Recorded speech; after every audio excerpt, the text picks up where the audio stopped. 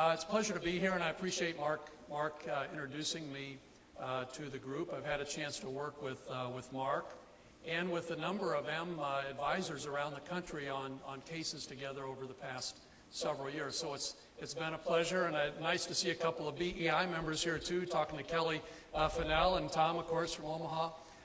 Great to see some friendly and familiar faces here today. Just a little bit before I get started in terms of where I come from on this topic, and like Lou said, we're going to go fairly quickly through the material and try to leave some time here at the end for some Q&A, time permitting. But my background on this really comes from a family business background. My grandfather started a little corner grocery store in 1917 and handed it off to my dad and my uncle when he passed away in '69. And my dad and my uncle built this into a nice little chain of supermarkets and really grew it over the years. I have to say, I think they're two of the best business people that I've ever known. Well, what I found in the early 90s, I started talking to my dad. And I said, well, Dad, you know, I do a lot of this corporate work and a lot of work with business owners. What have you done as far as your succession planning? You and your brother have been very successful with the company. You're great at what you do, but what about your own succession plan? If something happens to you, you're sort of like a typical business owner. You've got a stock certificate there that says you own a good chunk of this company, but you've been plowing all your savings back into the company, like a lot of business owners do. You haven't put a lot of money in a retirement plan. You don't have much life insurance. What happens if something happens to you? Who takes care of Mom? How does she live? And so forth. So he started to think about this and started to talk to my uncle.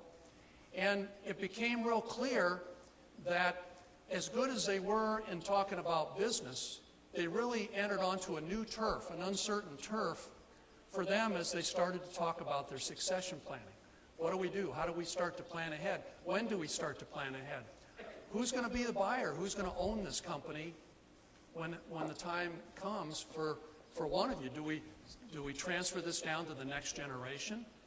Well, my uncle had more kids in the business than my dad did. So what do? Is one going to be a buyer, one going to be a seller? So we talked about that, and it became obvious to me in working with them and working with other business clients that there was a lack of what I would say good all-around advice from a lot of the existing professionals. So that led me to do a couple of things. I wrote the book. I thought I'm going to put together a process in terms of how this works for me. Also joined Business Enterprise Institute. It's one of the leading exit planning advisor organizations out of Denver. Also joined the Exit Planning Institute, what I think is the other leading advisor organization based in Chicago.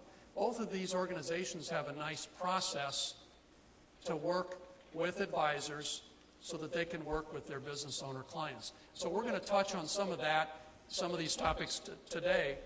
And what I'm going to do, you'll see a little bit of the process that I've developed in terms of how I think are really the 12 key areas that business owners need to work with.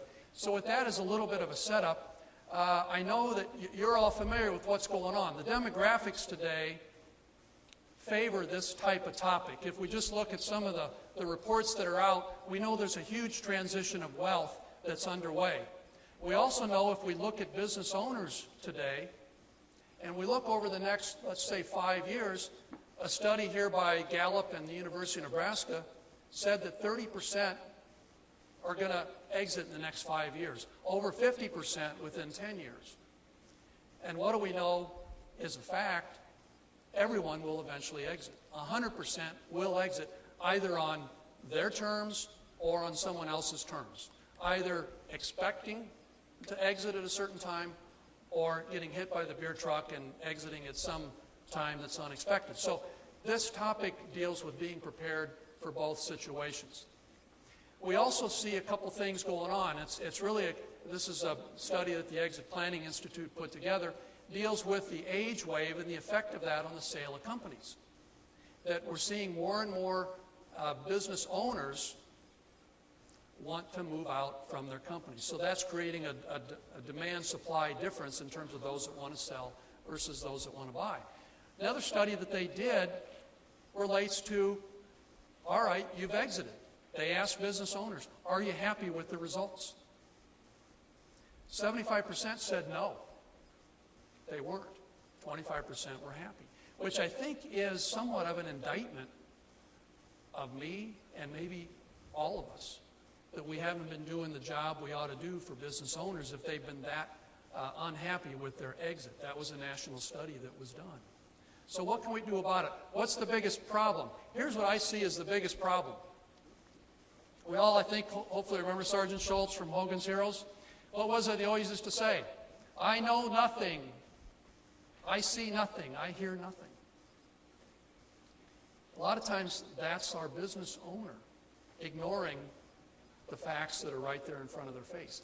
The reality, just like Sergeant Schultz, who saw it all, he knew what was going on, but he chose to ignore it. And sometimes that's what we face with business owners is some decision to maybe ignore it because they don't quite know what to do. And that's what we need to do as advisors, is to help them with that process. Okay? That's basically our case study. Now, 12 problems, 12 solutions. Okay? Here are the 7 that we're going to focus on here today. First is conflicting objectives. How do we deal with that? What I have found and what I suggest that really everyone in this room can very easily adopt is a very simple approach to match up objectives. I use what we call a transition blueprint, and what that is we ask 6 key questions in the first meeting with the business owner. And it's who, what, where, when, why, and how much. Very easy to remember. Who do you think you want to transfer the business to? Inside, outside, family, key people, outside buyer? What kind of outside buyer? Who? Number 2, what? What is it that you want to transfer and what do you want to keep? Very simply, sometimes I may want to transfer operations, maybe keep the building and continue to lease that to the buyer. Or maybe there's a couple divisions I want to transfer one and keep the other. Where? Where do I want to reside after my exit? That's important for some of our state tax planning. If you're in a high-tax state and you want to retire to Florida, maybe that needs to occur before the sale if you don't have some kind of a state tax exemption. Who, what, where, when? When do I want to leave? Ideally, 1 year, 5 years, 10 years. We need to know that. Why? Why do I want to exit? It's important to understand, of course, the motivation and what is the legacy that the business owner wants to leave. Oftentimes, as advisors, we tend to be bringing in all of these technical solutions, and the business owner just wants to talk about, here's what I really want to accomplish. I haven't done it yet. Maybe I have done it. Here's what I need to do to accomplish it before I exit. And what am I going to do after I exit? Sometimes that's the hardest question for business owners to face. And then how much? Roughly how much do you want? How much do you need?